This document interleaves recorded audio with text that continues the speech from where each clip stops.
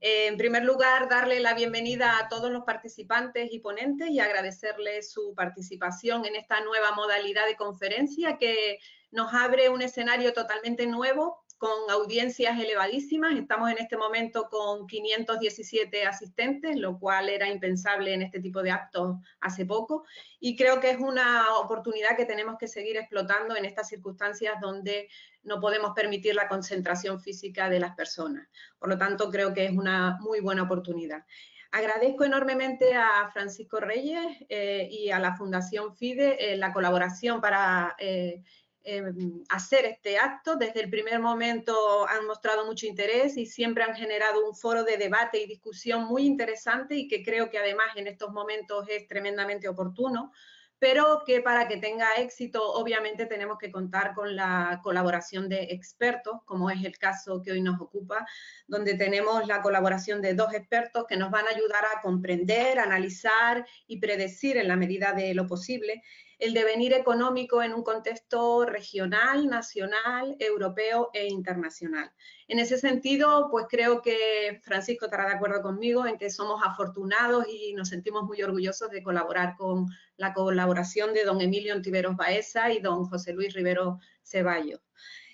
Una breve presentación de cada uno de ellos, porque obviamente es muy difícil, viendo su currículum sería imposible y ocuparíamos la hora. Simplemente decir que don Emilio Ontiveros es una de las voces económicas más solventes de nuestro país, que es catedrático emérito de Economía de la Empresa por la Universidad Autónoma de Madrid, presidente de Analistas Financieros Internacionales, director de la Revista de Economistas desde su fundación hasta 2011, fue fellow del Real Colegio Complutense en la Universidad de Harvard, como miembro del Grupo de Investigación Avanzada en Economía Internacional y visiting en Scholar Wharton School de la Universidad de Pensilvania. Miembro de consejos de redacción de varias publicaciones científicas y profesionales y del Consejo de Administración de varias empresas. Además, es autor de múltiples artículos científicos que todos hemos tenido que consultar en algún momento y de autor de libros, entre los que cabe destacar su última publicación titulada Excesos, amenazas a la prosperidad global. Por otro lado, nuestro segundo ponente es nuestro compañero José Luis Rivero Ceballos, que es catedrático de Economía Aplicada de la Universidad de La Laguna, es licenciado en Ciencias Económicas y Empresariales por la Universidad Complutense de Madrid y doctor en Ciencias Económicas por la Universidad de La Laguna. Además, ha sido miembro presidente del Consejo Económico y Social de Canarias, director de la Fundación Pedro García Cabrera y patrono de la Fundación Caja Canarias. Ha dirigido múltiples proyectos y contratos de investigación relacionados con la economía aplicada, el empleo, y es autor y coautor de múltiples libros y artículos científicos. A ambos quiero agradecer enormemente el que hayan aceptado a participar en esta videoconferencia, que, como decía Francisco, lleva por título Perspectivas económicas y nuevos desafíos ante la crisis del COVID-19. Y si me lo permiten, antes de darles la palabra, simplemente a modo de preámbulo para enmarcar el problema que nos ocupa, me gustaría dar algunas pinceladas acerca de la situación actual, indicando que nos encontramos ante una crisis sin precedentes. Por primera vez tenemos una pandemia en un mundo globalizado. Es, como digo, una crisis inédita, motivada por un shock externo que difícilmente se podía prever y que ha dado lugar a una fuerte contracción global, tanto de la oferta como de la demanda, y requiere de la aplicación de políticas novedosas e inmediatas. Y es en esta circunstancia donde creo que es oportuno la discusión que nos ocupa hoy, planteándonos cuestiones del papel tan importante de agentes como los bancos centrales, el margen de maniobra del Banco Central Europeo, el papel que puede tener la política fiscal y la Unión Europea, el papel de la hegemonía económica de China, cómo quedará el ordenamiento internacional, etcétera, etcétera. Es decir, que se abre un gran debate para el cual estamos en un contexto con mucha incertidumbre. Y en ese contexto se requiere más que nunca un análisis riguroso y continuado, porque si uno consulta los manuales de economía y de política económica, pues nos dicen muy poco acerca de esta situación. Por ello, creo que es oportuno hacer estos análisis con expertos que sean dinámicos, que se adapten en el tiempo y que vayan cambiando, y es aquí donde se enmarca esta videoconferencia. En este sentido, la intervención de nuestros ponentes nos va a permitir ahondar en estos escenarios posibles, en estas soluciones y, en definitiva, aportar algo de luz a este mar de tinieblas en el que nos encontramos. Sin más preámbulo, doy la palabra a don Emilio Ontiveros, de nuevo agradeciendo que haya aceptado participar, y tiene la palabra. Muchas gracias. Muchas gracias. Buenos días, buenas tardes. Lo primero que quiero hacer es renovar mi agradecimiento a la universidad, a los organizadores del acto y a la Cátedra de Economía y Movilidad, a mi buena amiga Marina, por darme la oportunidad de volver, aunque sea virtualmente, a esa universidad con la que mantengo lazos estrechos y grandes afectos. Me hubiera gustado estar ahí presencialmente, aunque hubiera habido menos gente, ¿no, Marina? Pero bueno, está muy bien. El objeto de la intervención mía es tratar de caracterizar y de establecer el alcance que la crisis económica asociada a la pandemia puede tener fundamentalmente sobre Europa y sobre la economía española. La profesora López Marrero decía, estamos ante una crisis compleja. Yo diría, estamos ante una crisis compleja porque realmente es la convergencia de tres crisis, ¿no? Una disrupción sin precedentes, efectivamente, en la oferta. La crisis tiene su epicentro en la economía china, pero en dos provincias que son esenciales en las cadenas de producción global de muchas empresas multinacionales, ¿no?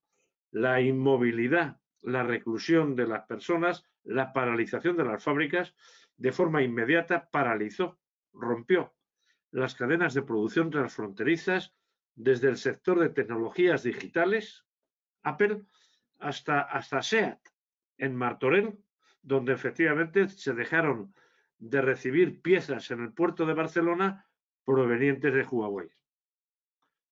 Fue una crisis inmediatamente también en la demanda, porque efectivamente las materias primas, los bienes intermedios de esos centros de producción y de los afectados dejaron de demandar. Y tuvimos dos o tres exponentes muy significativos. Vimos cómo el transporte marítimo prácticamente se colapsó, la actividad portuaria se colapsó, pero vimos también cómo la demanda de metales o de materias primas se hundió. Llegamos a ver algo que nunca los aficionados a la historia económica habíamos contemplado, y era un precio del barril de petróleo en su modalidad West Texas en territorio negativo. La oferta, en este caso, de crudo desbordaba la demanda y desbordaba desde luego la capacidad de almacenamiento, ¿no? Pero esta crisis fue singular también y aportó episodios sin precedentes a la historia económica a través de un destrozo en la riqueza financiera sin precedentes. Nunca habíamos visto, ni siquiera en la Gran Depresión, concentrado en apenas 2 semanas una corrección brutal en los mercados de acciones, pero también de forma simultánea en los mercados de bonos, ¿no? Es verdad que luego ha habido correcciones y estamos asistiendo, en el mejor de los casos, a una volatilidad manifiesta en los mercados financieros. Por lo tanto, una triple crisis en la oferta, en las cadenas de producción, que poco a poco se están empezando a restaurar, pero no del todo, ni mucho menos, y en la demanda y, desde luego, en la actividad financiera. El resultado de ello es, y ya tenemos evidencias, ya no hay previsiones, ya no hay presunciones, es una recesión global. Es decir, una entrada en territorio negativo del crecimiento del PIB, que se va a mantener prácticamente durante todo este año y quizá parte del año que viene. La economía mundial se conviene, tanto por las instancias internacionales como por analistas privados va a ser en torno a un 3%. El PIB mundial se va a contraer más de lo que lo hizo en la crisis de 2007-2008, que es la crisis con la que se buscan analogías, el contraste, ¿no? Sin embargo, también como ocurrió en aquella crisis, la diferencia en crecimiento va a ser notable. Las economías avanzadas van a contraer mucho más su ritmo de crecimiento, en torno a un 7%, 6 y pico por ciento, y las economías consideradas emergentes lo van a hacer menos. Y lo van a hacer menos porque las dos principales economías emergentes, China e India, es altamente probable que estadísticamente, técnicamente, no entren en recesión este año. La economía china, que fue la primera en entrar en recesión, está recuperando su nivel, su ritmo de crecimiento, y la economía india probablemente va a salvar el año con un crecimiento ligeramente superior al 0,5. También, como ocurrió en la crisis del 2008, el bloque, la región más dañada económicamente va a ser la eurozona. Va a ser la Unión Europea, pero dentro de la Unión Europea, la eurozona. Y también, como ocurriera en la crisis del 2008, dentro de la eurozona, el bloque de las economías consideradas periféricas, Italia, España, Grecia, Portugal, van a sufrir más que el promedio de la eurozona. Y dentro de esas economías periféricas hay dos economías que a mí particularmente me preocupan. Una es la economía italiana, porque es una economía que, como luego comentaremos, tiene la capacidad de generar una inestabilidad financiera en el conjunto del área que pueda llegar a contaminar, a arrastrar a otras economías de la eurozona, entre otras la nuestra. Y desde luego me preocupa la nuestra, ¿no? Por razones obvias, ¿no? La economía española va a experimentar, ya tenemos datos del primer trimestre de este año, donde la contracción ha sido del 5,2. Es verdad que no es superior, por ejemplo, a la contracción en el PIB que ha sufrido la economía francesa del 5,8, pero es altamente probable que para el conjunto del año la contracción del PIB se mueva más cerca del 10% que del 6%. Tanto nosotros en AFI como hoy mismo, hace apenas una hora, la Unión Europea en sus previsiones están dando un ritmo de crecimiento para el conjunto del año, una contracción, una recesión en el entorno del 9,4%, y eso va a ser así, yo diría, por varias razones. La economía española es más vulnerable a esta crisis, en primer lugar, porque lo fue de forma prematura al contagio del virus. Llegó antes que prácticamente a ningún otro país de Europa después de Italia, y en segundo lugar, las decisiones gubernamentales fueron, razonablemente, de una reclusión, de un confinamiento ciertamente estricto, ¿no? En segundo lugar, porque la estructura productiva de la economía española está muy orientada a un sector servicios, y dentro del sector servicios, turismo, hostelería y comercio, que son sectores particularmente vulnerables a esa ausencia de movilidad, que son sectores muy vulnerables. Lo hemos visto ya en los datos que tenemos disponibles, a esa especie de reclusión del conjunto de la población. El segundo factor es que el censo empresarial español es un censo dominado por pequeñísimas empresas. En nuestro país hay 3.580.000 empresas, pero el 96-97% son microempresas que no tienen capacidad de resistencia a un descenso en un mes o en mes y medio en las cifras de ventas. Por lo tanto, es un país en el que, como estamos viendo, la tasa de mortalidad empresarial es probablemente la mayor de Europa. Y nos queda por ver todavía un ritmo de desaparición de pequeñas, de microempresas relativamente elevado, ¿no? En tercer lugar, tenemos un mercado de trabajo que amplifica las discontinuidades cíclicas, en particular las contracciones en el ritmo de crecimiento. Un mercado de trabajo en el que domina el empleo temporal, clarísimamente, más que ningún otro país de Europa, y con una gran flexibilidad para prescindir. Y eso hace que, a pesar de los expedientes temporales de regulación de empleo, en nuestro país el aumento del desempleo haya sido espectacular, ¿no? En cuarto lugar, el margen de maniobra de las finanzas públicas en España es muy reducido. España entra en esta crisis con un déficit público relativamente abultado, en el entorno del 2,5, 2,8% del PIB, y con una deuda pública también en el entorno del 98, 99% del PIB. Por lo tanto, no tiene la capacidad para poner encima de la mesa inyecciones de gasto público como, por ejemplo, las que ha puesto Alemania. Alemania es el país que ha hecho un uso más keynesiano de la política fiscal para evitar males peores. Pero uno de los países que ha hecho un menor uso del gasto público ha sido precisamente nuestro país. Hay un inconveniente adicional, hay un factor que la hace vulnerable a la economía española adicional, que es un mapa político complicado. Es un mapa político en el que las fuerzas activas, los partidos políticos, no consiguen llegar a un grado de conjunción de propósitos que hagan que tanto la interlocución con Europa como el atractivo frente a los inversores extranjeros sea suficiente. Se transmita una impresión de conjunción de esfuerzos, como ha ocurrido en Alemania. Las medidas, por ejemplo, que España adoptó son medidas económicas prácticamente idénticas a las que adoptó Alemania, pero con dotaciones presupuestarias mucho menores, pero también con una salvedad.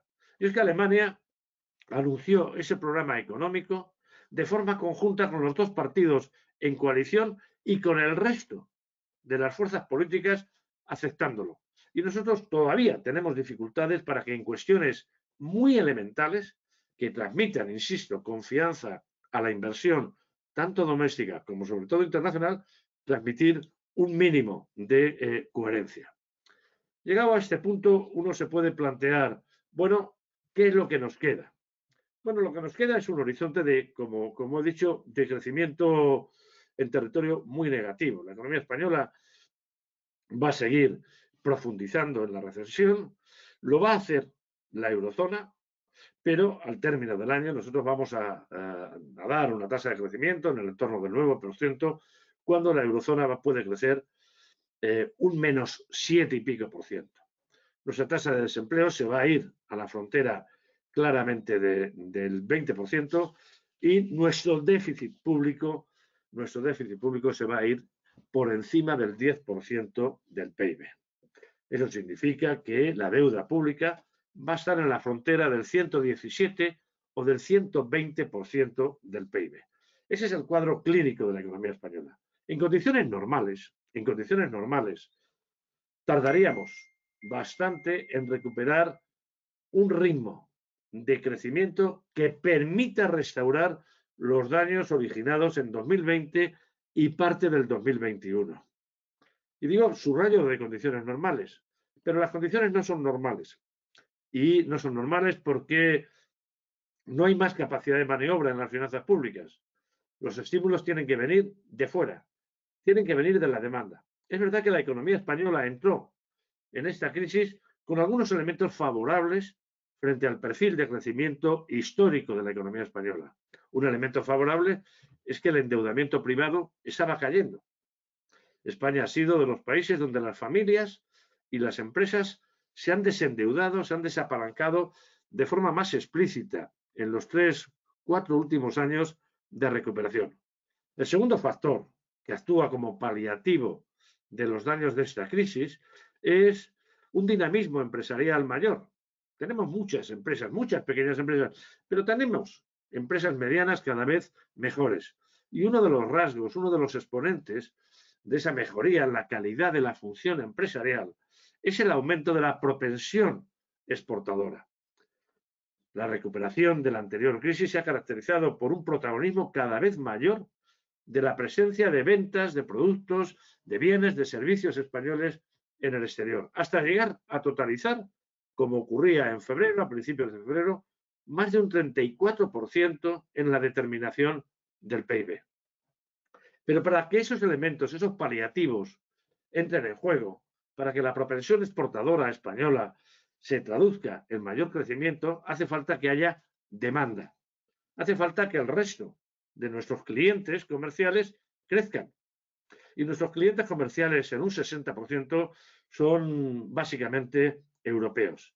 Y las actuaciones, efectivamente, de la mayor parte de las economías europeas está también condicionada, no es el caso de Alemania, por unas finanzas públicas igualmente limitadas. Italia tiene una deuda pública muy superior a la nuestra, Francia tiene también una deuda pública algo superior a la nuestra. Es por eso por lo que es clave que más allá de las actuaciones que han llevado a cabo los gobiernos nacionales, Europa, las instituciones europeas actúen. Y las instituciones europeas básicamente son dos, el Banco Central Europeo y la Comisión. El Banco Central Europeo ha actuado y a diferencia del 2008 ha actuado bien, en mi opinión, y ha actuado de forma oportuna, a tiempo. Ha actuado inmediatamente después de emerger la pandemia y ha actuado de forma significativa ampliando sus dotaciones de liquidez y sobre todo ampliando su programa de deuda, tanto pública como de deuda privada, en el mercado secundario. Ahora tenemos una pequeña incógnita sobre el futuro de las actuaciones del Banco Central Europeo, porque ayer conocimos una resolución del Tribunal Constitucional alemán que cuestiona esas compras de deuda pública en los mercados secundarios, esas actuaciones de estímulo cuantitativos. Eso va a ser un elemento que va a estar sobrevolando como incertidumbre en el horizonte, ¿no? Por eso es clave que la Comisión, a través, bien directamente, o del Banco Europeo de Inversiones, concrete programas de estímulo propios y lo haga no a través de préstamos a los países, es decir, no aumentando la deuda pública de los países, sino a través de endeudamiento propio de las instituciones comunitarias, sea la propia Comisión o sea el Banco Europeo de Inversiones, a través de un endeudamiento que se traslade en decisiones de inversión en torno a esos dos vectores de transición que tiene pendientes la Unión Europea. Una transición energética, es decir, concreción de los objetivos de París 2015 y una transición digital, es decir, recuperación del territorio perdido en la inserción en la economía digital, que en estos últimos 10, 12 últimos años ha hecho que Europa esté muy en tercer lugar dentro de esa liga digital mundial.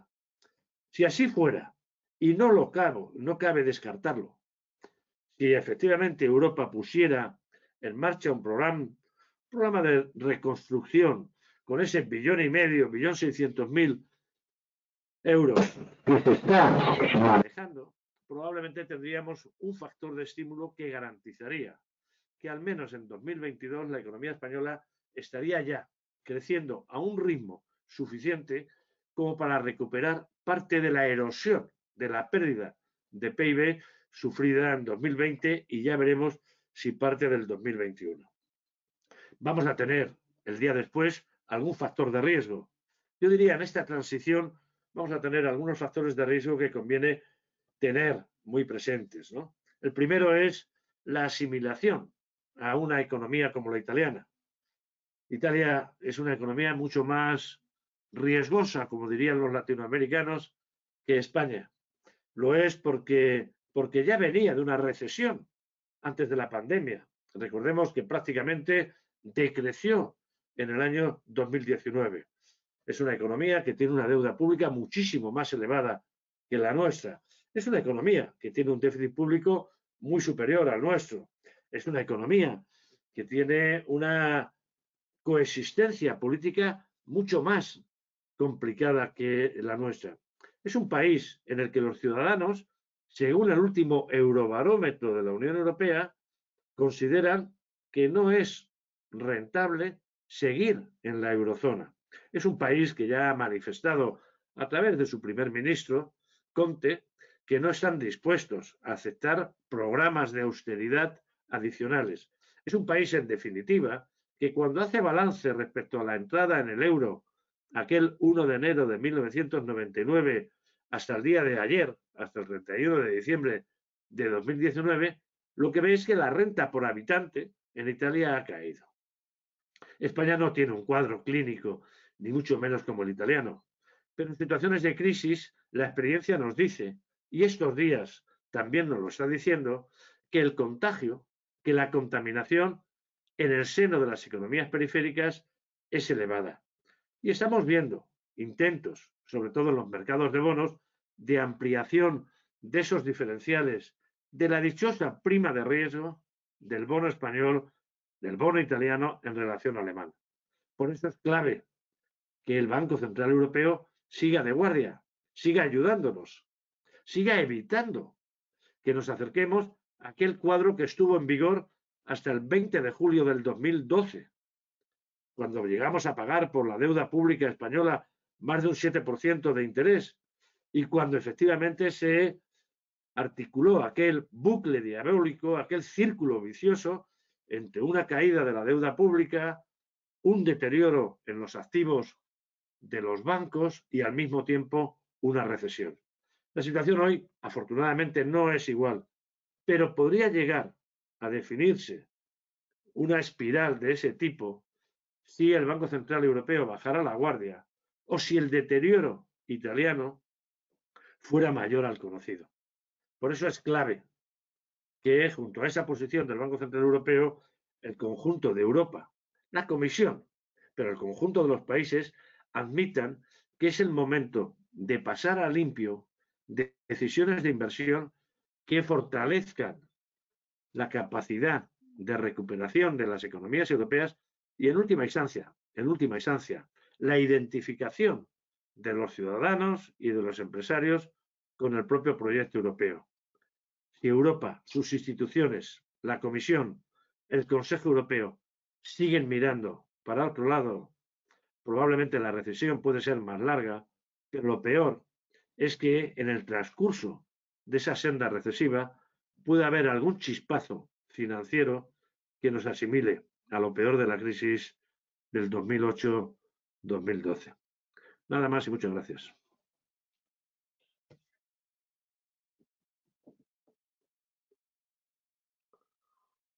Muchas gracias, Emilio. Muy interesante, como siempre, tu intervención. Tiene la palabra ahora a continuación José Luis Rivero Ceballos, que nos va a presentar un PowerPoint, si no me equivoco. Bueno, antes que nada, quería agradecerle a los organizadores, tanto a Marina como a Francisco, el que me hayan invitado a hablar con ustedes un rato sobre esta situación tan compleja y tan difícil como es la actual. Yo voy a organizar mi intervención utilizando un esquema, digamos, bien simple. Primero, voy a resumir en 2 palabras una forma de cómo podemos abordar el análisis de una situación tan compleja. En segundo lugar, voy a decirles algunas de las cuestiones que venían sustentando el funcionamiento de la economía de Canarias durante estos años últimos, aunque en algunos casos iré un poco más atrás para ver el devenir de los acontecimientos que han sostenido el funcionamiento de la economía de Canarias durante, repito, algunos años más. Y a continuación lo que haré será ver dónde estamos, en qué momento del mundo de hoy está Canarias, qué indicadores tenemos en la mano, qué es lo que nos dicen y qué podemos deducir de ello. En tercer lugar, lo que haré será presentarles a ustedes cuánto puede durar esta situación y en qué condiciones podemos estar en los próximos meses en Canarias, teniendo en cuenta las incertidumbres que desde luego ensombrecen cualquier posibilidad de predicción directa en condiciones normales. Y por último, daré cuenta de la política económica en Canarias. Ya el profesor Ontiveros ha hecho mención de la política económica europea y de la política económica española, y yo me voy a referir solo a aquella parte que corresponde a la comunidad autónoma de Canarias. Pues bien, ¿cómo pensar en Canarias? ¿Cómo pensar en una economía insular como la nuestra? A mí me parece que una forma de pensar en la economía de Canarias puede responder a este modelo que es muy sintético. Primero, yo creo que hay que determinar que todas las sociedades están organizadas y muestran sus preferencias en torno a tres grandes objetivos. El crecimiento económico, por una parte de la sociedad prioriza el crecimiento económico de acuerdo con sus intereses y sus preferencias. Una segunda parte de la sociedad prefiere relativamente los objetivos de pleno empleo, sus intereses están ligados a los objetivos de pleno empleo, y una tercera parte está relacionada y prioriza los objetivos de los bienes públicos y preferentes, entre ellos el medio ambiente, la distribución de la renta, etc. Y hay un cuarto elemento que es el de las decisiones públicas que afectan al conjunto de los tres objetivos y que establecen equilibrios entre los tres objetivos, equilibrios que tienen que ver con la sostenibilidad, puesto que estos tres objetivos en gran parte son objetivos que muestran incompatibilidad. El factor equilibrante o equilibrador de la actividad pública es como ese cuadrado que Gonzalo González introducía en este cuadro que representa un mar bravío, un mar turbulento, con algunos elementos de naufragio, con algunos residuos que hay por ahí en medio del mar, y que puede ser una buena metáfora de lo que es hoy la actividad económica en este momento de crisis económica en Canarias, en las islas, en esta economía insular. Y él introducía también ese rectángulo o un elemento geométrico equilibrador dentro de ese mar, digamos, sumamente convulso. Ese elemento equilibrador de sostenibilidad es realmente muy importante, como es obvio. ¿Qué es lo que podemos destacar? Porque nos va a dar pautas para llegar al momento actual. ¿Qué es lo que podemos señalar que constituyen el engranaje fundamental del funcionamiento de la actividad económica en Canarias? En primer lugar, la actividad económica en Canarias ha crecido, si cogemos la serie de PIB en términos constantes desde 1955, la actividad económica en Canarias es una actividad económica que ha crecido notablemente. Ha crecido más que la media española, más que el conjunto de España. Por tanto, podemos decir que es una actividad económica que sabe crecer, que sabe impulsar la actividad económica, incluso cuando recurrentemente se han producido crisis económicas o se han producido fases de moderado crecimiento, siempre a la salida de esas crisis o de esos momentos de moderado crecimiento, la actividad económica ha salido impulsada de una forma vigorosa, de tal manera que en conjunto, como les decía, la actividad económica en Canarias ha crecido más que lo que ha crecido la actividad económica en España. Y luego lo veremos en un gráfico de largo recorrido, una serie temporal larga, para que veamos claramente cómo se ha producido esto. Por otra parte, la economía española la economía de Canarias es una economía que crea gran cantidad de empleo.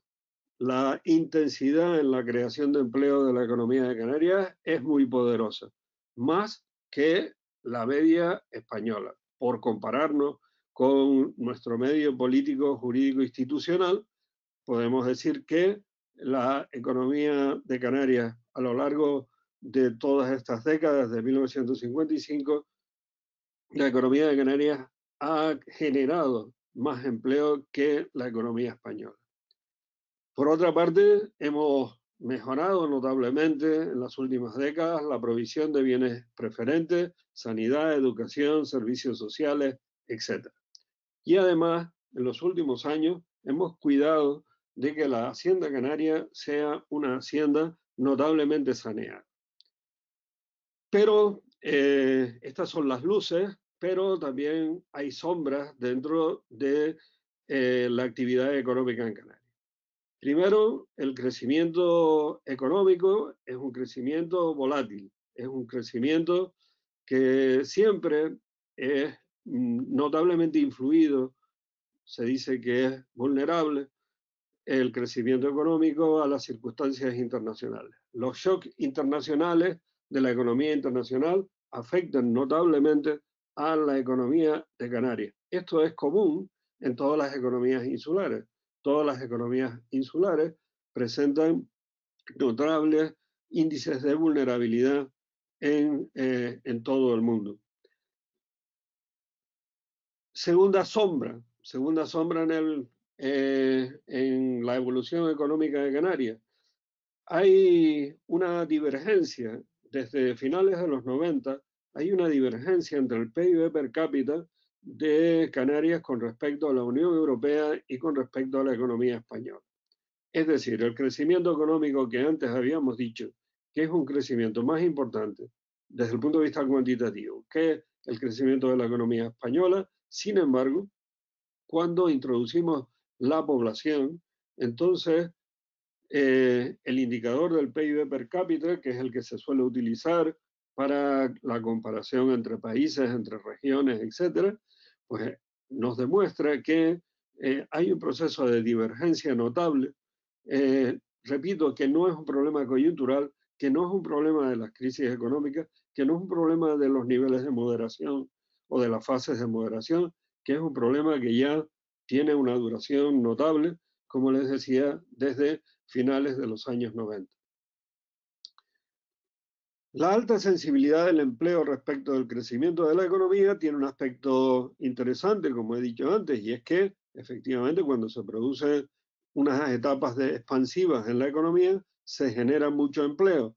Y en el conjunto de la actividad económica de la serie temporal que hemos dicho, Canarias genera una cantidad de empleo, como luego veremos, que es mucho mayor que el empleo que se genera relativamente en la economía española. Pero esta sensibilidad también actúa a la baja. Esto es, cuando la economía internacional golpea la economía de Canarias, cuando hay un shock negativo, entonces el empleo también sufre mucho. De ahí que se destruya gran cantidad de empleo en las épocas de crisis económica o de moderado crecimiento y que la tasa de paro tenga crecimiento muy rápido en esos momentos. Luego, también siguiendo con las sombras, tenemos las tensiones que el crecimiento económico produce en el medio ambiente. En las islas, como todos sabemos, y así lo recogen Naciones Unidas y todos los paneles, las islas son especialmente vulnerables en términos medioambientales.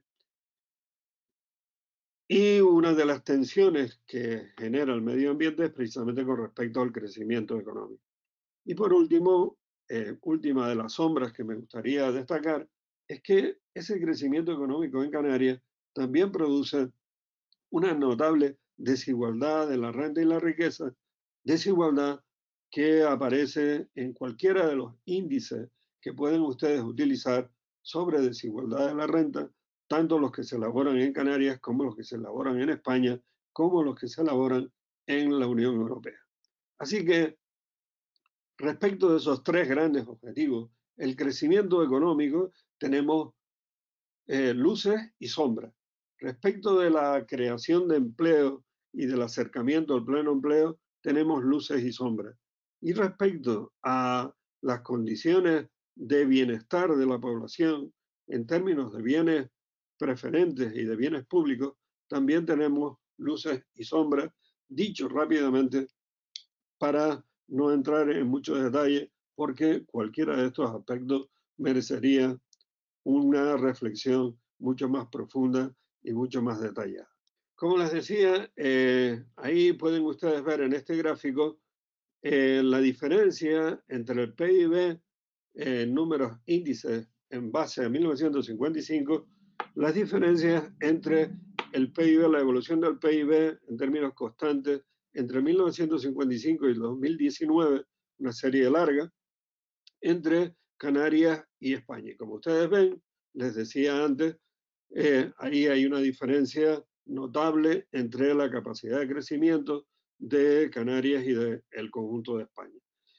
Tienen ustedes marcados también en ese gráfico aquellos aspectos institucionales, cambios institucionales que se han producido en Canarias y aquellos shock externos de la economía internacional sobre la economía de Canarias más destacados.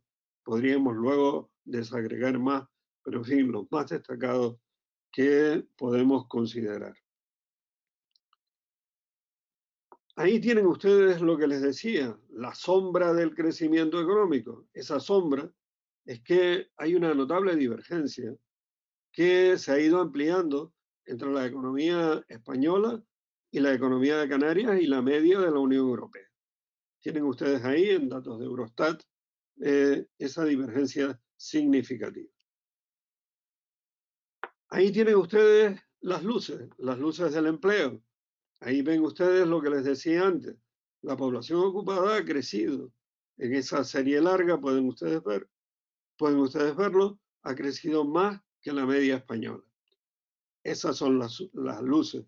Pero la sombra, como ustedes ven, también la tasa de paro ha crecido más desde principios de los 70, más que el conjunto de la economía española.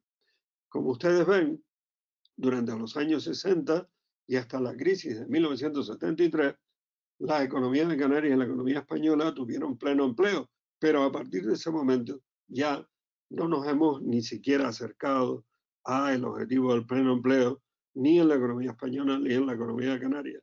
Pero en la mayor parte de los casos, la economía de Canarias ha tenido una tasa de paro por encima de la tasa de paro de la economía española. Actualmente en el mercado de trabajo en los últimos meses, en el último año, venía ya acusando un cierto deterioro respecto de la etapa de expansión económica que se había iniciado en el año 2013. Es decir, que cuando empieza la crisis actual, ya la economía de Canarias mostraba en el mercado de trabajo cierta paralización del ritmo de crecimiento de la ocupación y cierto incremento del paro y la tasa de paro. Y respecto del bienestar,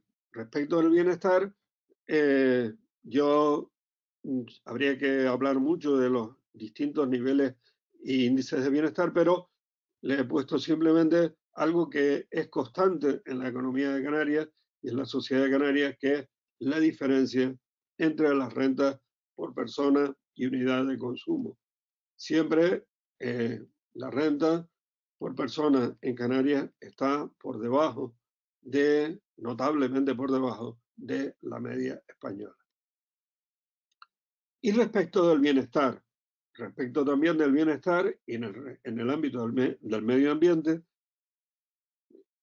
cabe señalar, porque me parece importante, las dos iniciativas que se produjeron en los últimos momentos del gobierno pasado, del gobierno anterior, que fueron la aprobación de la ley del suelo y la ley de las Islas Verdes, que intentaron combinar medio ambiente, bienestar, por tanto, y crecimiento económico. Segunda parte, entonces, el mundo de hoy en Canarias. ¿Qué podemos decir? Bueno, las predicciones del CEPREDE nos dicen que se va a producir una caída del PIB entre el 6 y el 8% en el año 2020. Estas son las predicciones que hace. El ISTAC, sin embargo, el Instituto Estadístico de Canarias, hace unas predicciones algo más matizadas porque plantea un escenario optimista, un escenario intermedio y uno pesimista. El escenario intermedio nos dice o nos habla de una caída del PIB del menos 26,30%, que es obviamente una caída muy importante de la actividad económica con un nivel de llegada de turistas del 3,9 millones. Las predicciones de Exceltur nos dicen que la caída del PIB va a andar por encima del 14% para el año 2020. Y nosotros hemos hecho algunas predicciones desde el punto de vista de la oferta y nos da que en el nivel intermedio podríamos tener una caída del 23,97, 24% del PIB durante este año 2020. Si las cosas fueran bien, muy bien, anormalmente bien, con un rebote de la actividad económica en los últimos 6 meses espectacular, tendríamos una caída del menos 14%. Y con una tasa de paro que llegaría al 37%, siempre suponiendo un comportamiento de la población activa estable. Cuestión esta que es una de las principales incertidumbres. La principal incertidumbre para calcular la tasa de paro futura es qué va a pasar, cómo reaccionarán los trabajadores de carácter temporal con residencia temporal en Canarias que actualmente venían trabajando en los últimos meses en Canarias, en los últimos años. Volverán a sus lugares de orígenes, regresarán en masa a las comunidades autónomas de origen, a las regiones europeas de origen o no, no lo sabemos. Por eso el escenario, este 34-37%, naturalmente depende mucho de la reacción de la población activa. Una tasa de paro máxima, descaballadamente máxima, sería una tasa de paro del 49%, que sería obviamente un auténtico desastre. Desde el punto de vista de si hemos visto crecimiento económico, hemos visto pleno empleo o hemos visto el efecto sobre el pleno empleo. Ahora pasamos al tercer objetivo, que es el del bienestar, bienes preferentes, bienes públicos, que en gran parte son suministrados obviamente por el gobierno autónomo y la administración pública en términos generales. Canarias parte de una buena situación, porque Canarias ha sido de las pocas comunidades autónomas que generalmente ha cumplido los criterios de déficit público, deuda y regla de gasto. De hecho, para el año 2020, el análisis que hizo la Autoridad de Responsabilidad Fiscal, Independiente de Responsabilidad Fiscal, decía que Canarias cumpliría el límite de déficit, que Canarias cumpliría sin problema el límite de la deuda respecto al PIB y existían dudas sobre el cumplimiento de la regla de gasto. Pero en general, la economía de Canarias ha venido siendo cumplidora, repito, de las pocas que puede decirlo en el ámbito español. ¿Cuál es el problema y cuáles son las dudas? Bueno, ya se venía produciendo desde el año 2019 una caída extraordinariamente importante de los ingresos. Es decir, si podemos suponer que todavía no es definitivo, que el crecimiento del PIB en el año 2019 fue del 2,1, es decir, una caída del 0,3 respecto del año 2018, tampoco fue tanto. Pues, sin embargo, la recaudación del bloque REF fue realmente muy importante. Y lo mismo se está repitiendo en estos 3 primeros meses del año 2020, enero, febrero y marzo. Ya sabemos que el efecto de la crisis en marzo fueron la segunda parte del mes y por tanto no debió tener el efecto realmente de la crisis, no se debió notar excesivamente. Y sin embargo, el conjunto de enero, febrero y marzo ya se notó considerablemente. Según mis noticias, aunque todavía creo que no se ha publicado el mes de abril, la recaudación en el mes de abril vuelve a tener ya, y entonces ya sí, por efecto de la alarma, tiene un efecto muy, muy considerable. Debemos esperar que la caída de los ingresos en este año, de los ingresos del bloque REF, me refiero, sea extraordinariamente importante. Extraordinariamente importante como lo fue durante la crisis económica pasada del 2008 en adelante. El desplome de los ingresos públicos fue extraordinariamente importante y la naturaleza del origen del déficit no fue tanto desde el punto de vista del gasto como desde el punto de vista de una caída extraordinariamente grande de los impuestos. ¿Qué condicionantes hay para el año 2019-2020? Bueno, ya lo sabemos que los presupuestos generales del Estado no están aprobados, que en consecuencia no todo el REF que se aprobó a finales del 2018 se ha podido trasladar al presupuesto general del Estado ni en el año 2019, que hubo prórroga, ni en el año 2020. Y hay una serie de elementos, como les decía, del REF que aún no fueron incorporados al presupuesto general del Estado, aunque sí es verdad que desde el año 2017 se fueron incorporando otras partidas, alrededor de unos 1.500 millones, que luego se incluyeron en la ley del régimen económico fiscal un año después. La comunidad autónoma se ha lanzado a un pacto, a proponer un pacto al conjunto de las fuerzas políticas y sociales con 4 grandes líneas y prioridades estratégicas: el mantenimiento de los servicios fundamentales, el refuerzo de las actividades sanitarias, la atención y apoyo a las personas más vulnerables, la recuperación del empleo y el impulso a la actividad económica.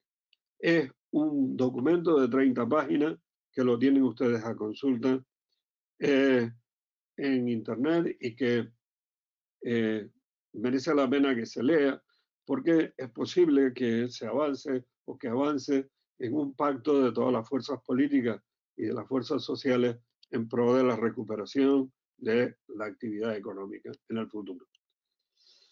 En ese pacto se establecen unos compromisos de fondos de la comunidad autónoma y se cuenta con unos fondos del Estado de unos 5.500 millones, 8.000 y pico en el caso de la comunidad autónoma. ¿Cuánto podemos decir que dura el presente en Canarias?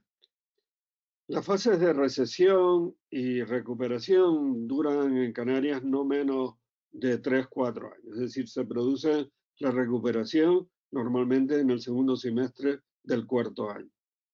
Y esto es lo que podemos esperar como mínimo, porque, como decíamos antes, vamos a perder alrededor de 11.200 millones miles de millones de euros del PIB, y esto supone un descalabro considerable en la actividad económica en Canarias. Para recuperar ese nivel harían falta unos cuantos años, como digo, no menos de 3-4 años. Desde el punto de vista de las medidas que se están poniendo en práctica, hay que considerar que las medidas monetarias tienen un lag, tienen un diferencial hasta llegar a la economía real.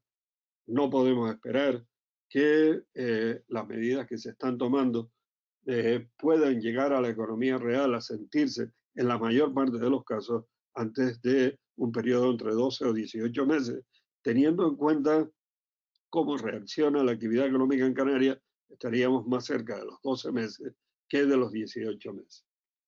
Y obviamente hay 2 incógnitas, ya el profesor Ontiveros antes lo señalaba: dependemos de la recuperación de la economía europea y dependemos de la política económica que se desarrolle en el ámbito europeo y español. ¿Qué es lo que se está haciendo y qué es lo que se puede hacer en estos momentos? Primero, las transferencias de los compromisos del REF que quedaron aplazados por la prórroga del presupuesto del 2019, no es esperable que se introduzcan en próximos presupuestos.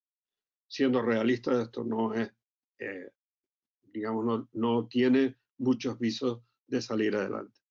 Los aplazamientos del bloque REF ya se están produciendo, por parte de la comunidad autónoma y está a punto de aprobarse un aplazamiento de 2 meses del IGIC de la importación.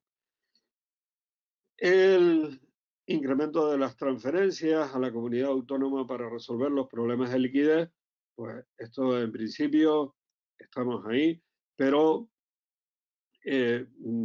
tendrá su complicación y al final se resolverá, pero tendrá su complicación. Respecto a los 16.000 millones que el gobierno central se ha comprometido a trasladar a las comunidades autónomas, hay que decir que ahí a Canarias le va a tocar muy poco. Le va a tocar muy poco porque el gasto sanitario directamente relacionado con la crisis del virus no ha sido muy importante, y segundo porque los indicadores no nos favorecen. Bueno, pero hay ahí un problema que es del máximo interés y que yo espero que el gobierno lo tenga en cuenta, el gobierno central lo tenga en cuenta, y es que para el reparto de los 5.000 millones que se produce como compensación por la caída de los ingresos de las comunidades autónomas, no se ha tenido en cuenta la caída del bloque REF, del IGIC, el AYEN, etcétera. Entonces, yo creo que ahí el gobierno central debería tener en cuenta la importante caída, como decía antes, de los impuestos del bloque REF, que constituyen una parte fundamental de la financiación en Canarias, no solo de la comunidad autónoma, sino también de las corporaciones locales. Posibilidades de incremento de otros ingresos, en este momento es prácticamente imposible pensar en otras posibilidades de ingresos de la administración pública. La liberalización del endeudamiento tiene sus problemas. La flexibilización de las medidas de la Unión del Pacto de Estabilidad tiene sus problemas para ser trasladadas a las comunidades autónomas. Y por ahí yo creo que va a haber va a tener muy difícil salida unas posibilidades de endeudamiento mayores a cargo de la comunidad autónoma. La comunidad autónoma tiene una magnífica posición para sacar deuda. Tenemos unos niveles estupendos de solvencia y podríamos obtener financiación respetando la regla de la deuda, el criterio de deuda de este año, es decir, sin subir del criterio de deuda por encima de lo establecido, podríamos acudir al mercado para ir a un endeudamiento de 500.000 millones sin problema alguno, pero en este caso se exige la autorización de la administración central del gobierno central, cuestión que por ahora es imposible. Respecto de la política de distribución de la renta, pues se ha ampliado el ingreso y se ha ampliado el ingreso de emergencia y la ampliación de los ingresos de canarios de inserción. Se aprobará la del Estado Seguro y desde luego lo que parece aún alejado es la posibilidad de ir a una renta básica. Lo primero a lo que me he hecho referencia es lo que llamamos renta mínima. Lo segundo, la renta básica. Yo creo que está mucho más lejos en el momento actual, aunque sí hemos visto que muchas personas han ido a hacer propuestas de este tipo. Respecto a la política de financiación de las empresas, ya se ha hablado de los créditos ICO para ayudar a las pequeñas y medianas empresas, pero el gobierno de Canarias está preparando una medida complementaria para hacer llegar liquidez a las empresas más allá de los límites que imponen por garantía el ICO y la financiación que del procede. Yo creo que es importantísimo que este programa de la comunidad autónoma salga adelante porque va a ser absolutamente necesario para favorecer la liquidez de las pequeñas y medianas empresas en Canarias. Políticas sectoriales, bueno, simplemente reseñar que, claro, la estrella de las políticas sectoriales, sin dejar de lado ninguna otra, es el turismo. Y ahí yo creo, como siempre, que hay que forzar todo lo que podamos el asunto de la reputación, construir la cadena de valor de la reputación. Nosotros tenemos unos empresarios de una enorme experiencia y unos técnicos de enorme experiencia y conocimiento en el ámbito del turismo. Desde los años 60 estamos haciendo turismo en Canarias y por tanto estoy seguro de que podemos salir reforzados de esta situación que es una situación horizontal que afecta a los continentes y a las posibles competidores en materia turística. Queda la gran incógnita del transporte aéreo, de cómo resolver, cómo compatibilizar medidas de ámbito de salud con el transporte aéreo, seguridad y transporte aéreo y demás. Respecto a las políticas de empleo, pues está claro que uno de los debates claves que se está produciendo en la mesa de diálogo social en el ámbito de España es cómo dar salida a los ERTE, cómo ir más allá de la actual situación después del estado de alarma y cómo ir pautando la incorporación de los trabajadores a las empresas una vez que se va produciendo la recuperación de la actividad económica, cuestión que, como he dicho, pues requerirá un larguísimo periodo de tiempo. En el ámbito de Canarias, es especialmente importante buscar alguna salida a la contratación temporal y quizás se pudiera hacer algo en el ámbito de la RIC y del empleo. Como saben, hay posibilidades de materializar la RIC en empleo y por ahí quizás con alguna modificación del régimen económico fiscal se podría avanzar. Y nada más. Con esto he sintetizado muchas cosas, pero espero haber hecho llegar a ustedes algunas preocupaciones y algunas vías de optimismo dentro de una situación lamentable como la que estamos padeciendo.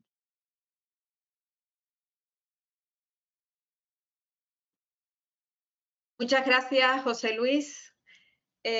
Abrimos ahora, si les parece bien, un turno de preguntas que voy a ir trasladando de las que nos han ido suministrando a través de la plataforma los participantes y que he tratado de resumir en una tipología porque obviamente hay muchísima casuística.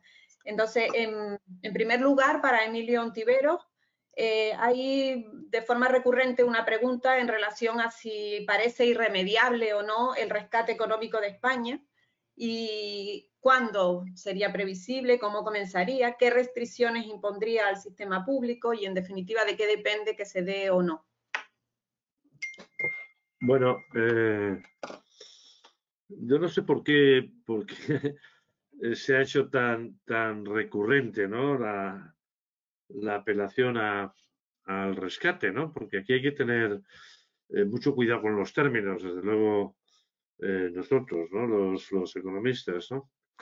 Porque el rescate en su acepción tradicional hace referencia a la petición que en la anterior crisis, en el contexto de las políticas económicas de la anterior crisis, las ayudas que solicitaron economías como Grecia, como Irlanda o como Portugal. Y rescate significa financiación a cambio de condicionalidad, de lo que en economía entendemos como condicionalidad, que es la aplicación de unas políticas económicas sugeridas, impuestas por quien da la financiación.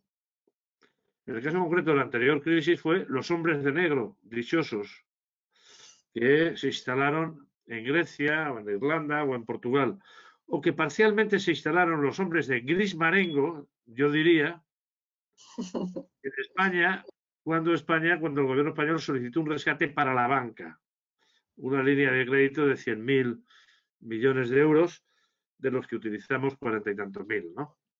Pero ahora no hay ningún gobierno que esté pidiendo un crédito a cambio de condicionalidad similar, ¿eh? Europa, como he comentado antes, está discutiendo ahora la creación de un fondo de recuperación o de reconstrucción. Una parte de ese fondo será con crédito y otra parte será con transferencias. No sabemos todavía qué parte y qué parte. Si España o Italia o cualquier gobierno pide con arreglo al componente de crédito, es probable que le pongan condiciones, pero como cuando uno va a un banco, ¿no? Eso no es un rescate, ¿de acuerdo? Un rescate es cuando el conjunto de la política económica de un país queda intervenida, ¿no? Una condicionalidad severa propia de un rescate es la que le van a aplicar muy probablemente en los próximos días a Argentina, porque va a pedir al Fondo Monetario Internacional su 9º programa de ayuda, va a ser su 9º default. Y el concepto de condicionalidad es un concepto que nos viene de ahí, del Fondo Monetario Internacional. Yo creo que yo no contemplo hoy un rescate y lo que sí contemplo son proyectos de inversión con recursos europeos susceptibles de ser concretados en territorios españoles, ¿no? Incluido Canarias. De acuerdo, muchas gracias, Emilio. Otra pregunta que también hacen de forma un poco recurrente, en este caso para el profesor José Luis Rivero, es en relación a los mecanismos del régimen económico y fiscal, en particular la zona especial canaria, y si podría ayudar a superar esta crisis del COVID-19. Habla de alguna modificación en el régimen económico y fiscal, si podría apuntar en qué dirección, en qué sentido se podría introducir alguna reforma en el REF. Sí, bueno, ya he dicho que una de las posibilidades es ampliar la perspectiva de esa materialización que permite la ley en materia de empleo de la Reserva para Inversiones de Canarias. Yo creo que con una modificación relativamente simple podría ayudar a que las empresas pudieran reintegrar a los trabajadores en la actividad económica de una forma más intensiva. Bueno, yo creo que por ahí sí. Desde otros puntos de vista, me parece más complicado el que se pudiera adoptar determinadas medidas en relación con los incentivos del REF. Por ejemplo, si se interrumpen los procesos de materialización de la reserva o en relación con la deducción por inversiones o en general en los incentivos al REF. Si se planteara el que se pudiera suspender durante un tiempo, pongamos durante el 2020 o 2021, los requisitos de materialización, etcétera, ayudaría, yo creo que sería estupendo, pero me da la impresión de que esto ya es mucho más complicado, de que el gobierno de toda la nación lo pudiera aceptar y además yo también tendría mis dudas sobre la oportunidad de hacerlo, ¿no?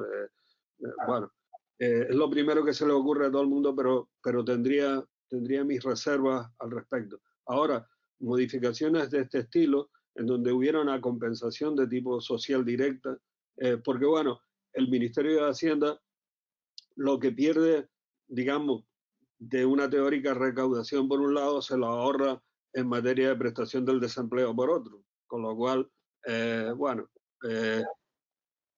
digamos, podría entenderse que hay una cierta compensación. En cambio, lo otro ya me parece un poquito más alambicado, ¿no? De acuerdo, muchas gracias. Esta pregunta, si les parece bien, se las voy a plantear a los dos porque creo que sería interesante oír la perspectiva de parte de los dos, porque es una pregunta de nuevo que es recurrente y que se plantea en Canarias mucho, ¿no? Que es en relación al turismo y cómo va a ser esa recuperación en el corto plazo medio, en general en España y en particular en Canarias. Y la pregunta que se repite es si deberíamos diversificar nuestra economía más allá del turismo, si eso es posible o no en un contexto insular como el nuestro y como en un contexto nacional. Si le parece, empieza hablando Emilio y después José Luis. Muy bien. Bueno, efectivamente, yo creo que José Luis ya había hecho referencia a ello, a un trabajo de Celtur, ¿no? De la patronal de las grandes empresas turísticas y de hostelería, ¿no? El impacto en el sector turístico en general en todo el mundo, ¿no? Y en el español en particular va a ser muy grande, muy grande. Muy grande quiere decir que es probable que este año se dé por perdido o casi perdido, ¿eh? Sobre todo en los archipiélagos, ¿eh? Donde efectivamente la exigencia del transporte aéreo es mayor, ¿no? Eh, Dos, efectivamente, esto es un drama para el conjunto de la economía española, donde efectivamente un 12 o un 14% del PIB y del empleo, de forma directa, pero indirectamente bastante más, depende de este sector, ¿no? Y a partir de aquí, bueno, las empresas están tratando, me consta que hay una comisión, una subcomisión en la Comisión de Asuntos Económicos del Gobierno que está abordando el tema del turismo, pero estamos abocados casi, me atrevería yo, a una reconversión del sector, ¿eh? Que van a morir empresas vinculadas al sector en gran cantidad, ¿eh? Ya están muriendo, ya están desapareciendo pequeñas y microempresas. A partir de aquí, cabe hacer dos consideraciones, ¿no? Una genérica, que solo son buenas palabras, que tú lo enunciabas, ¿no, Marina? Y es ideal, diversifiquemos, claro. Es lo que decimos las empresas, incluso las personas, ¿no? El principio cauteloso de administración, de gestión de riesgos, lo que exige es no poner todos los huevos en la misma cesta. Y sobre este principio podemos teorizar, ¿eh? Todo lo que queramos, pero no se puede hacer de la noche a la mañana, ¿no? Claro que España debería diversificar, yo creo que dentro del sector. Al sector turístico no se le pueden hacer ascos, está muy bien, porque es un sector además que va caminando con arreglo al signo de los tiempos. Es un bien superior. El ocio de buena calidad es lo que los economistas, lo que los microeconomistas llaman un bien superior. Su demanda va a aumentar a medida que aumente la renta. Y tener que ofrecer a un continente como puede ser Europa, donde la población cada vez es mayor y con una propensión al ahorro mayor, está bien. El turismo, no hay que irse del turismo. Lo que sí hay que hacer es potenciar el mejor turismo. Potenciar el turismo que genere ingresos medios más elevados. En el caso, desde luego, de la península, mirar a Oriente, porque son los chinos y los japoneses los que tienen un gasto medio significativamente superior a los demás, desde luego a los británicos, a los que vienen a tirarse desde los balcones a las piscinas y a consumir alcohol más o menos barato, ¿no? El conjunto de España, también Canarias, tiene cultura, tiene tradición histórica que ofrecer y, por tanto, posibilidades de aumentar el gasto medios. Idealmente diversificar la economía, la estructura productiva. Pero eso son palabras mayores, Marina, ¿no? Porque es claro que sería estupendo que hubiera un Silicon Valley en cada comunidad autónoma, ¿eh? Que diversificara en términos de conocimiento, etcétera, etcétera. Canarias tiene un fundamento, que es el talento, tiene un atractivo cada vez mayor y una cercanía cuando se normalice el transporte aéreo cada vez mayor y podrá diversificar. Pero yo no me haría ilusiones de la diversificación para pasado mañana. ¿Cierto? Bueno, pues esta es una de los deseos que desde hace muchísimos años se viene manifestando en Canarias, como no. Bueno, yo recuerdo a finales de los años 60 ya el Cabildo de Tenerife había encargado a determinadas consultoras y tal, pues la posibilidad de industrialización y no sé qué. Bueno, esto siempre ha sido una de los deseos, pero yo creo que hay que ser realistas. Primero, el turismo se ha diversificado. y la economía de Canarias se ha diversificado. El turismo que se hace hoy no es el turismo que se hace o que se hacía en los años 60.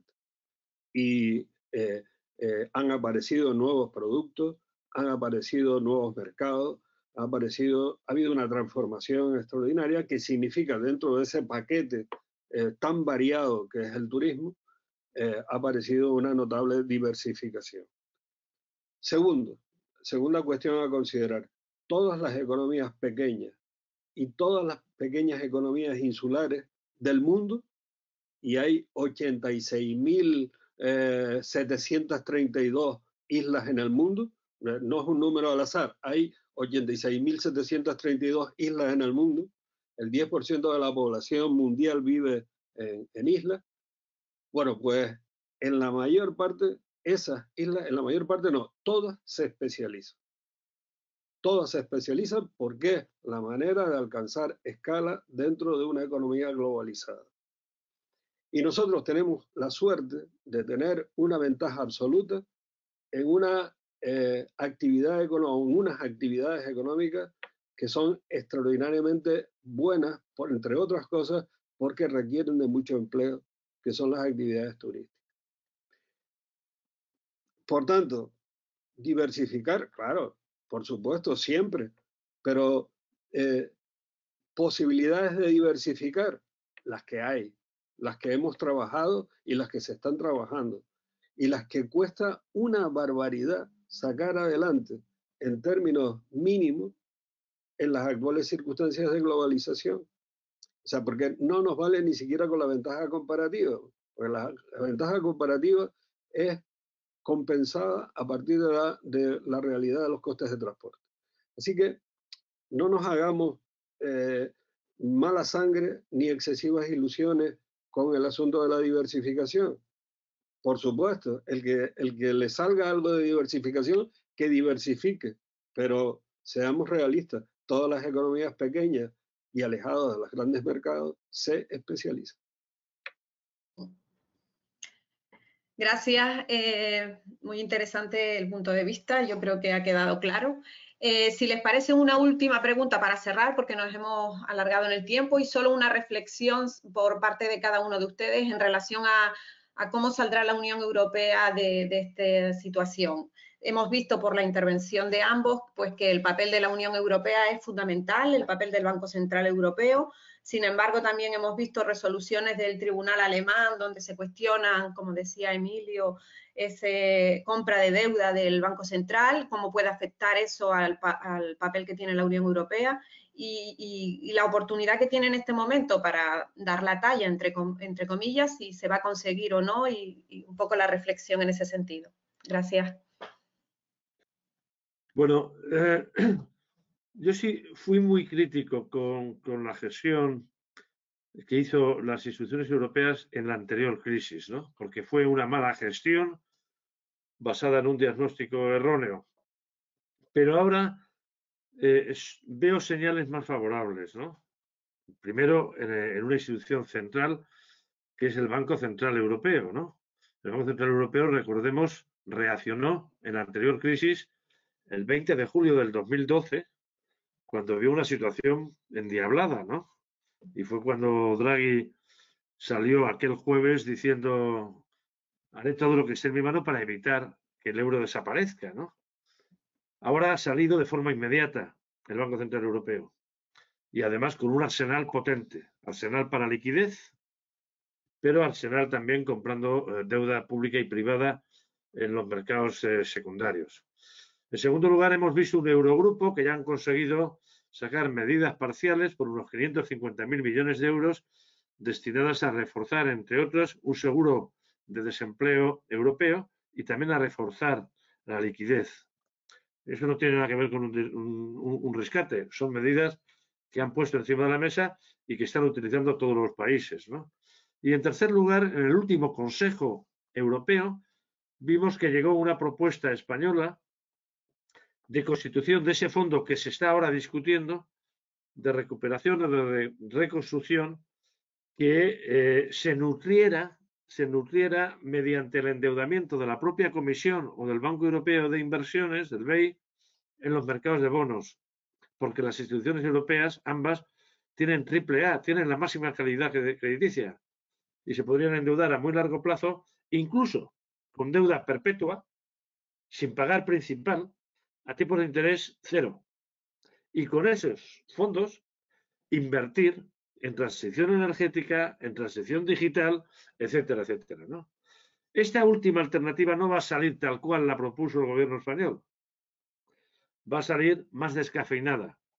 Y yo creo que va a salir por un importe en torno a 1,5 billones, 1,6 billones, pero quizá un 30, un 40% van a ser préstamos, es decir, deuda pública para los gobiernos que pidan esos préstamos, y otra parte, en torno a la mitad, un 60%, pueden ser transferencias. Cuanto mayor sea, cuanto más rápida sea la construcción del fondo y mayor sea la dotación para transferencias, mayor será la reconciliación de los ciudadanos con el proyecto europeo. Si fracasa el Consejo Europeo y dejan solo prácticamente al Banco Central Europeo más la propuesta de los 550.000 millones que hizo el Eurogrupo y que va a salir, que ha salido, Europa no va a salir de la crisis y Europa volverá a ser la región del mundo que menos crezca y la región del mundo que empiece a generar una desigualdad mayor en PIB por habitante, en bienestar. Europa dejará de ser un bloque económicamente atractivo y pasará a ser, si es que lo es, un parque temático. Y habrá más países que consideren la posibilidad de no pertenecer a una comunidad de vecinos que se puede parecer más a una asociación de masoquistas que a una asociación que busca la prosperidad. Pero yo no soy pesimista, Marina. Yo creo que algo va a salir. Perfecto. Bueno, no tengo nada que añadir en el terreno a lo que acaba de decir Emilio Ontiveros perfectamente, vamos. Solo añadir algo desde la perspectiva de Canarias, desde la perspectiva española y de la perspectiva del gobierno español, estoy absolutamente de acuerdo. Creo que esa iniciativa del gobierno español ha sido estupenda y ha sido adecuada. Repito, salga lo que salga, aunque salga descafeinada, bueno, salga lo que salga, no, aunque salga algo descafeinada, pero en ese sentido yo creo que se ha abierto ahí una brecha. Desde el punto de vista de Canarias, a nosotros los canarios nos interesa que la Unión Europea funcione estupendamente. O sea, cuanto mejor, mejor. Porque nosotros ese paraguas nos interesa. Y nos interesa probablemente sin compararnos con nadie, pero bueno, por hablar en un tono un poco coloquial, nos interesa más que a cualquier otra comunidad autónoma española. Así que, y por tanto, porque nosotros, no hace falta explicarlo, si digo que nosotros, Canarias está donde está, y ahí enfrente hay lo que hay. Entonces, nosotros, ese paraguas de la Unión Europea para nosotros tiene un valor económico y social extraordinario, extraordinario. Por tanto, nos interesa que la opinión de los ciudadanos sobre la Unión Europea se refuerce y es verdad que para eso la Unión Europea tiene que hacer lo correcto. Y lo correcto, desde luego, no es lo que hizo en el año 2009, 2010, etc. Y sobre todo, bueno, sin entrar en más profundidad, lo correcto es lo que se apunta que ahora puede hacer tanto el Banco Central Europeo como la Unión Europea. Entonces, las instituciones europeas políticas. Por tanto, los canarios estamos muy interesados en que funcione y en reafirmar el europeísmo de los ciudadanos españoles. Perfecto, muchas gracias a los dos. Bueno, con esto damos por concluida esta sección, se ha alargado un poco más de lo que habíamos previsto. Quedan muchísimas preguntas en el tintero, pero el tiempo es el que es y nada, con esto damos por finalizado, agradeciéndole tanto a Emilio Ontiveros pues que haya participado y que siempre se brinde a estos actos con la Universidad de La Laguna y con la Fundación Caja Canaria. Y a nuestro compañero y amigo José Luis Rivero también, ambos amigos. Me siento afortunada por poder contar con ustedes. Y nada, los emplazo a otra ocasión, si puede ser. Cuando queráis. Hasta luego. Gracias. Ánimo, ánimo. Hasta luego.